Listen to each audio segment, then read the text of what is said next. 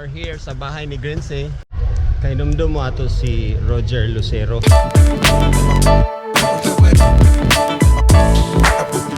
Silawan natin. Sinasabi nilang ito lang ang kansi na hindi ka makansi. Kainan na!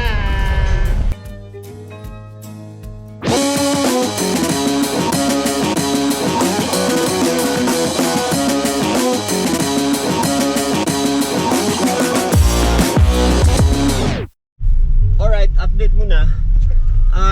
We've been to the ruins, but it's raining, aren't we? We're gonna proceed first to Balay Negrense. Negrense. Another Ilonggo word of the hour. Perte katugnaw kasabad sang ulan. Perte katugnaw kasabad sa ulan. Kasabad, hindi namin hindi. Kasabad. Ang alam mo lang namin ay kasabak eh. So ano yung kasabad? Yung magulo. Magulo. O kasamok naman. Kasamok sa ulan. Ulitin mo, yung sinabi mo? Katugnaw kasabad sang ulan. Katugnaw kasabad sa ulan, basa metanan. Sa Balay Negrense. In a while, ready? Go! We are here sa Balay Negrense. Balay Negrense.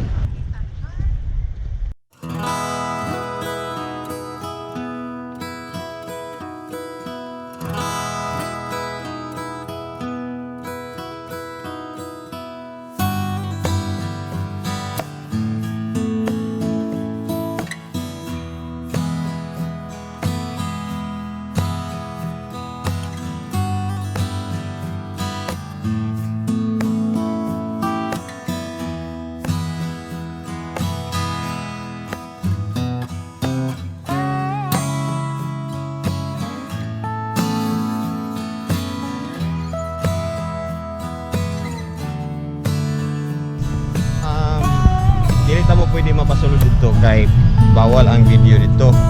Pero nako yung mga pictures diha nga mura pog nakasulod gyapon mo pero pictures lang. So pasensya na. But dinhi sa kani siya nga house is the house of Victor Negrense. And kuan siya kanang kumbaga native gyud ng mga Negritos ang tagiya, which is yung asawa. And tulo sila kabuk magkapatid. Galing lang sa iyang part, sa iyang side nga family. 12 kabuk iyang anak. So unom ka lalaki o unom ka babae. So makita ninyo ang lain-lain nga mga ginagamit nila sa una. Asa moagi ang mga maid na ang mga maid daw kay dili pwede moagi sa ilang agianan nga terrace na ay agianan sa mga maids sa una. So parang na-discrimination sa unang mga panahon. Nag-contribute ang mga tao dun and they contributed such historical materials and things. Actually dili na sila original nga naagid sa balay. So nag-contribute lang sila para makita nato dun ang balay. So makani mo dun sa Bacolod, mas maayo nga mohapit mo dun and kumbaga medyo ma-amaze lang gyud ka kay na-eerie feeling bitaw nga murag ang karaan nga lugar kay murag na pa ang mga kaluluwa ng tagiya or sa mga maids ba sa pag yung mga paintings nga tanong sa imo kaya mga mata kay murag kuan medyo pero okay ra siya sa imo lang tong imagination.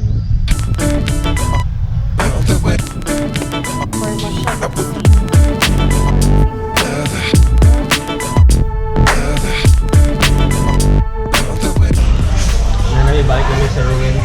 Muna yung ilang rate 300 wallet which yung mabot sa mga restaurant.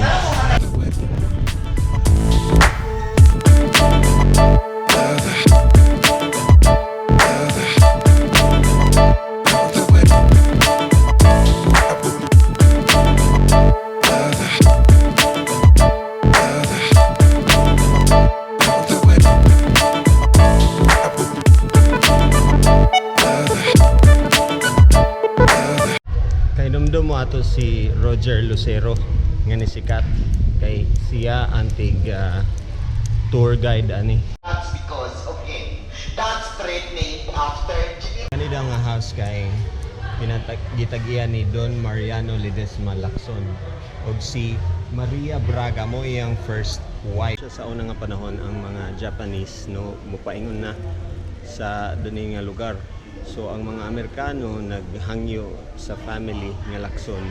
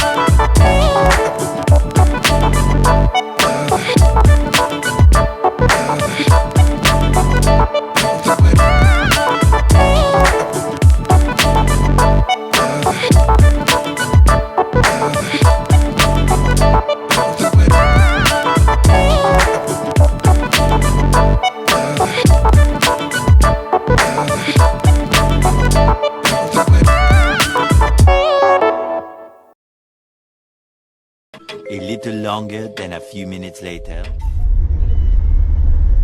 This is it? Aaron's Cansi house. Aaron's man. Cansi house? Wait, Atra, Sharyn. Sharyn Regis. There, Sharyn. We are going to Sharyn, Cansi. Let's go.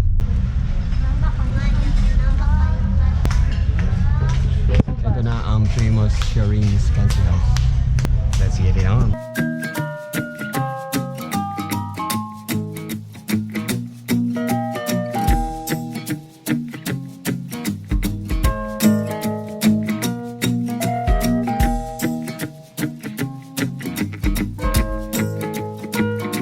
Silawan natin. Sinasabi nilang ito lang ang kansi na hindi ka makansi. Kainan na!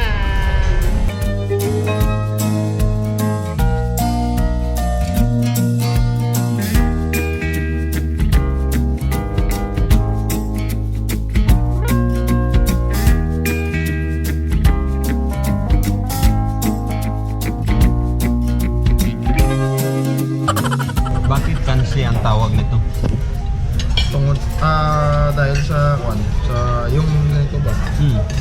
Dahil sa yung ano, anong tawag ito? Bone yung tawag eh. Bone marrow, di ba? Bone marrow. Pero sa Ilonggo, Kansi. kansi. Tawag nila.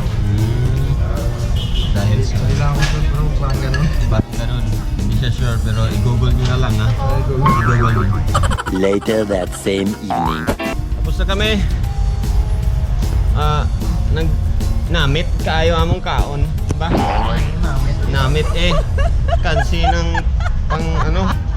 Pang busog ng tiyan ba?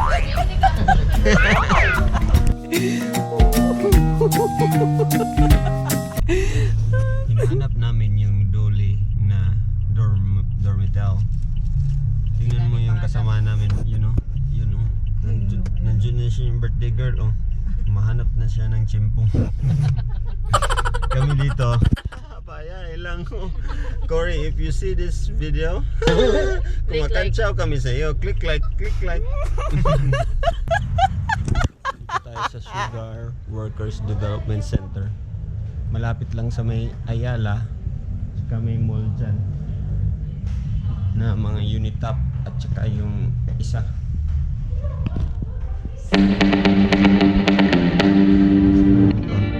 Tapos 200 lamang ang isang bed. Per person 200 lang. So titingnan natin.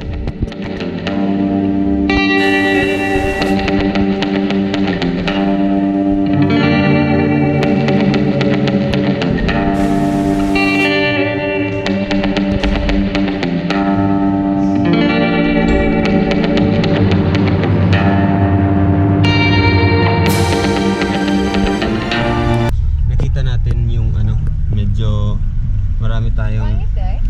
Bakit ako nagtatagalog? Baka maraming bed. Tsaka yung mga babae natin dito parang ayaw nila, gusto nila ng VIP. So punta muna tayo sa Pleasant Travelers, yung nirecommend ni Kuya Kim. Tingnan natin kung mas doon, mas okay doon. Tapos may pera naman sila yung babae. Ako dito ako babalik ako dito sa dorm. Dahil maraming babae dito.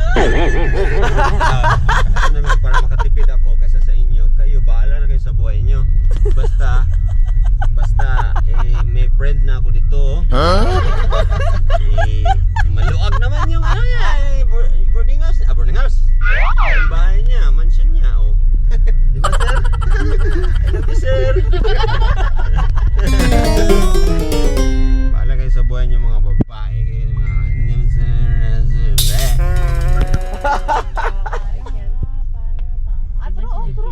Seafood sa tanan. Oh my God. Nakuha ko yun.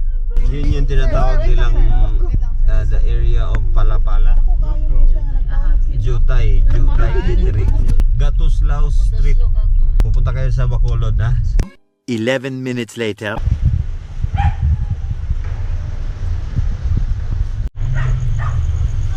Tingnan natin kung may bakante pa.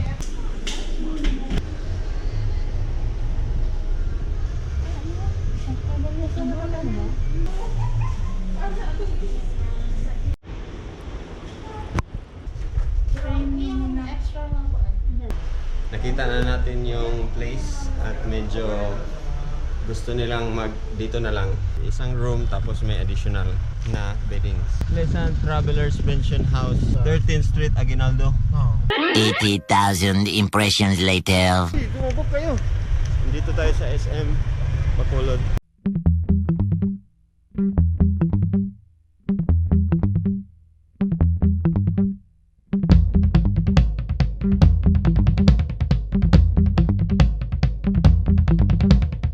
Medyo luwag ang ilang area, pero I think taman ra sa second floor.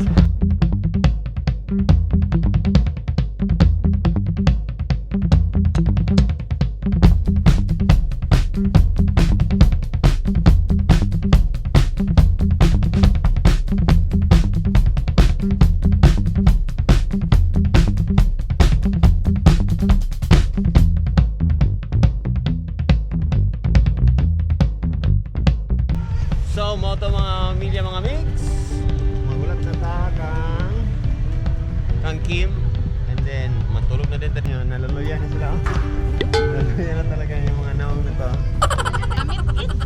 Lami ang bulalo. Sa? Makasave kayo kapag mag-book kayo ng driver na magsi-city tour sa inyo. Kesa naman mag-taxi kayo punta sa mga destination. Sa The Ruins, hintayin nyo si Roger. Malilingaw kayo. Masakit yung tiyan ko, magdala kayo ng haplas. Dapat exercise muna kayo kasi yung mga bagtak nila. Yun yung mga bagtak nila hindi kinaya yung mga pasakat-sakat sa mga naog-naong. Hindi na kinaya. Energy nila meron pa pero yung bagtak nila nabugto na. Kaya nagpamassage sila, di ba? Yun lang yung mga tips namin.